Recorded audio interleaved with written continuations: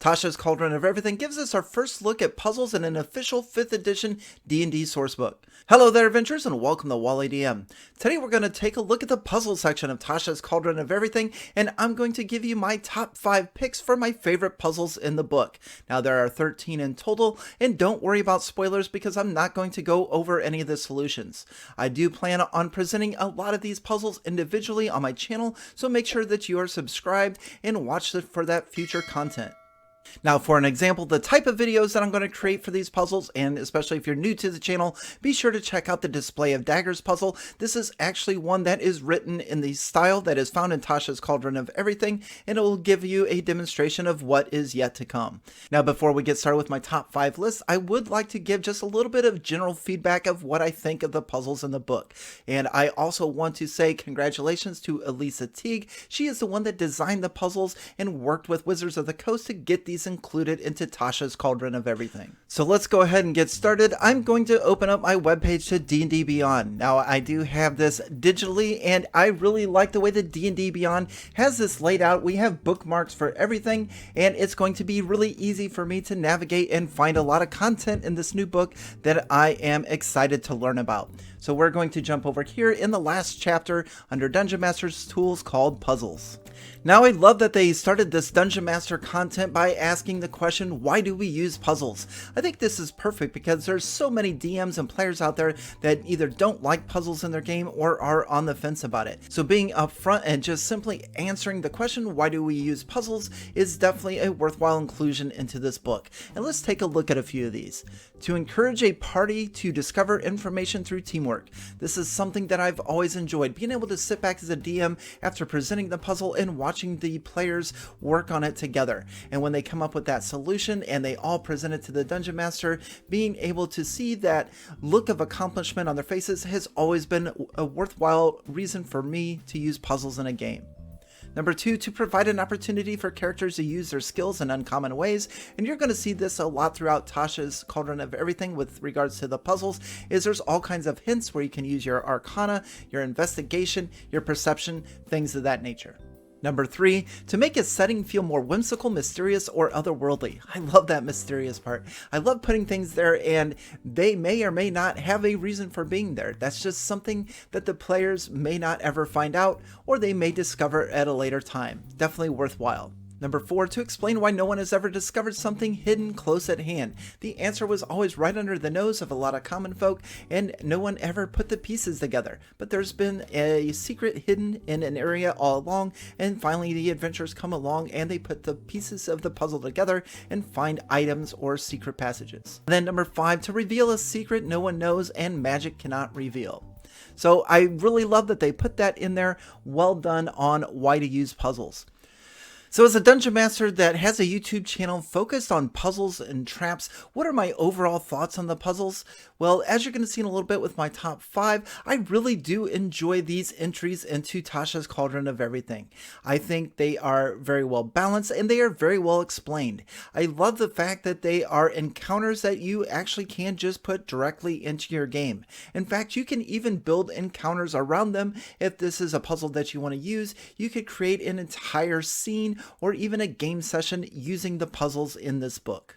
I also think that Elisa did a fantastic job of including hint checks with each puzzle. Now puzzles are usually solved using player knowledge, but hints are usually given to the players so that they can roll using their character's ability scores. And each puzzle in this book give at least 2 or 3 different hint checks that you can have your players roll if they get stumped or are unable to solve the puzzle.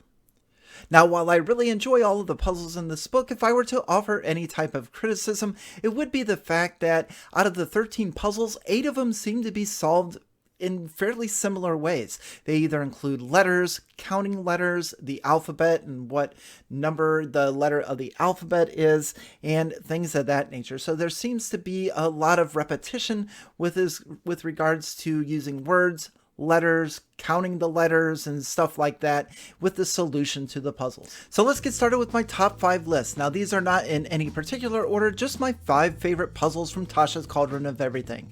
And we're going to start with the easy ones, and the first one I'm going to bring up is called Skelton Keys.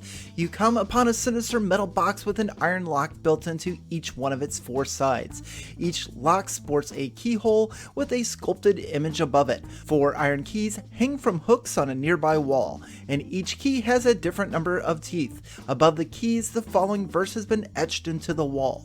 The spells on these locks are all the same, though each possesses a unique name. Count on your answer to unlock the way, but use the wrong key to your dismay. So in this puzzle, our characters are going to see 4 skeleton keys, and they're presented with this metal box. And as you can see, there are pictures, and there is a keyhole on each side of the box. It looks like there is a bat, a snake, a wolf, and a spider. Now, one of the things I really like about the puzzles in this book is there are plenty of handouts. So if we click on this link here for puzzle handout number 2, we can actually see the skeleton keys that are going to go and unlock different portions of the box. Now again, I'm not going to go over the solution. You're going to see that in a future video on this channel. Puzzle number 2 that is in my top 5 in Tasha's Cauldron of Everything is one entitled 4x4. Now this is a puzzle that we could easily fit into a dungeon, a dusty mausoleum, or an abandoned shrine. And basically we're going to enter this room with some dwarven skulls. There's a pile of 9 of them nearby. There is a stone altar, and on the floor in this room is a 4x4 grid with some etchings in it. And of course the text box is going to be very important, as this is the main information our players are going to need. In particular, the verse that goes like this: brave warriors met their demise foretold, their secret kept shall yet unfold. If crowns place correct on the shrine, celestial beds for 4 of 9. And again, Tasha's Cauldron of Everything does a fantastic job of including puzzle handouts. As you can see here, this is the 4x4 grid, and the characters are basically going to need to take these 9 dwarven skulls and place them correctly there, and if they do that, then they will solve the puzzle and a small compartment will open in the altar. Now number 3 on my list is one that definitely caught my attention, and that is material components. If you're familiar with my book, Wally DM's Journal of Puzzle Encounters, you may recall a puzzle in there that was entitled the Stone Fist. In the Stone Fist puzzle, you needed to know a few spell components in order to solve the puzzle.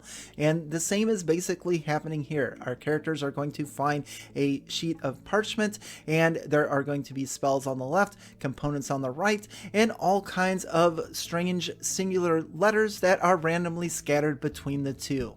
Now, one of the key components for the players to solve this spell is this text box that says, read untouched to gain new spells. And taking a look at the puzzle handout that you can give to your players, you're going to see something that looks like this. But again, that is just player information that I'm giving you. We're not going to go over the solution today, but we are definitely going to take a look at this puzzle in a future puzzle video on this channel. Don't forget to make sure that you are subscribed so you can get that alert when that puzzle goes live. Now number 4 on my top 5 list is a puzzle entitled Members Only. Now this is a puzzle at its core that I've actually seen online many times before with regards to how it's presented and to the solution. But Elisa did a really good job of building an encounter around it and making it something that you could easily drop into your game, and I really like what she has done with this puzzle. Basically, our adventuring party needs to get through a door. There's only one way in and one way out of this place, and that is a solid oak door, and in order to get in there you have to answer a code word or something along those lines. So you go up to the door, the little window opens up, and there's a guard on the other side that will say a number, and you have to reply with a number. So in the example with our text box, we have, you watch a figure approach an oak door with a slide window. The figure knocks and a guard opens a window and says 6. The figure replies 3. The guard then opens the door, allowing the figure to enter. Now, our characters could go up and try this for themselves, but if they get the wrong answer, then the guard is going to sound an alarm, and there will either be combat or maybe the local authorities come to take the players away. Of course, the key element for the players to have their characters do is to sit and watch a few more come through to get a few more examples, and after about 3 or 4 different examples, hopefully they figured out the puzzle and will be able to obtain access access by giving a proper response. And again, I'm not going to go over those additional responses or the solution of the puzzle. That is something that you're going to see in a future video on this channel. Now, to round out my top 5 list is number 5, and that is Haunted Hallway. And I may have saved the best for last because I really enjoy the theme of this puzzle. Basically, the characters are entering this long hallway. There are 6 alcoves. Each alcove has a saying in it and a lit candle. But the star of the show for this one is an apparition of a small girl that is hovering over a discarded rag doll. And she keeps saying names. I can remember all of these names except for the one I need. Basically, what's going on here is this spirit, who goes by the name of Delora, just wants to pick up her doll, but she is unable to do so until she remembers the name.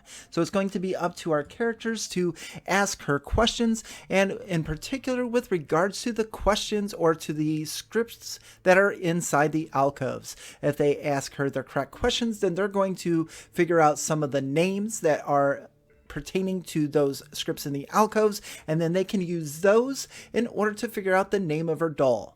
Now, once they solve the puzzle and help the little girl Delora with the name of her doll, then she is going to grant them either with an item or perhaps lead them through a secret passageway so that they can continue on with their adventure. So those are my top 5 favorite puzzles in Tasha's Cauldron of Everything. I really like the fact that Wizards of the Coast decided to include these in the book, and I feel like Elisa Teague did a fantastic job of giving us some puzzles that we can use in our game. With that being said, what did you think of the puzzles that are in Tasha's Cauldron? Have you read these yet in your printed copy or on D&D Beyond? And if so, what are your favorite puzzles from the book? What are you looking forward to most to present to your players? Also, with that in mind, what videos do you want to see me do with regards to the puzzles that are in Tasha's Cauldron of Everything? I have a feeling that I will probably end up doing a demonstration video for all of them, but which one do you want me to start with? Be sure that you are subscribed to the channel, because that's the way that you're going to get alerts on future puzzle videos, including those with Tasha's Cauldron of Everything and those that I create. And if you're looking for more puzzles, don't forget to pick up my book, Wally DM's Journal of Puzzle Encounters, available now in Drive-Thru RPG. That's all I have for you today. Thank you for watching, and on to the next.